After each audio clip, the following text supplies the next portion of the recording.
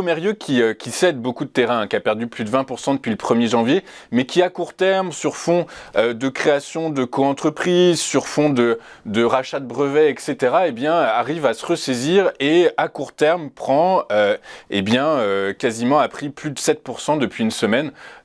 Ça peut continuer selon vous? On peut être optimiste sur cette valeur?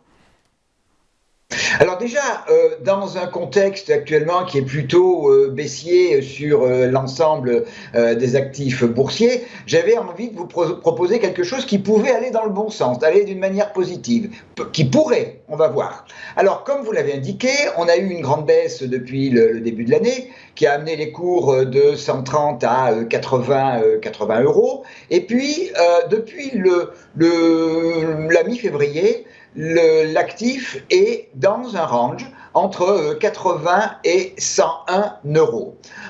Et puis un range très propre, hein, les cours allant de la borne haute à la borne basse et réciproquement à l'intérieur du range.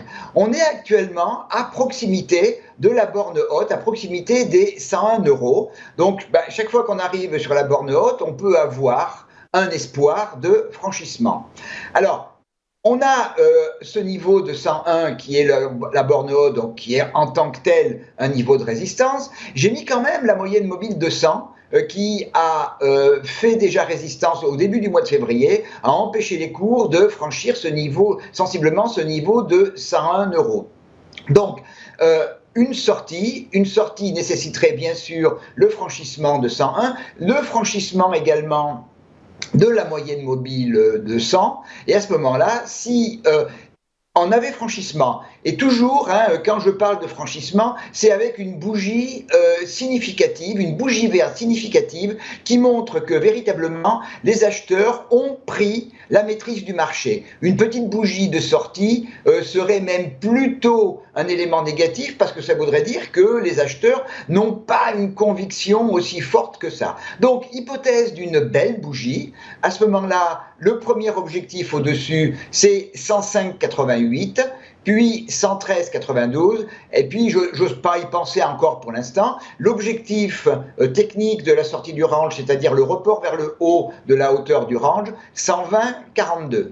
A contrario aussi, à nouveau, on n'arrivait pas à franchir les 101 euros et qu'on venait à se replier, et notamment si on venait casser le petit gap qui a été ouvert en début de semaine à 95 euros, je ne l'ai pas indiqué parce que ça rendrait le graphique invisible, difficilement lisible. Donc, la rupture du gap ouvert lundi matin à 95 euros, cette rupture signifierait probablement l'incapacité des acheteurs à prendre la maîtrise du marché, et à ce moment-là, on reviendrait sur le premier niveau de support en dessous, 89 euros, et puis, en cas de rupture de ce niveau, retour à borne basse à 80,72 € pour peut-être un nouveau tour à l'intérieur du range.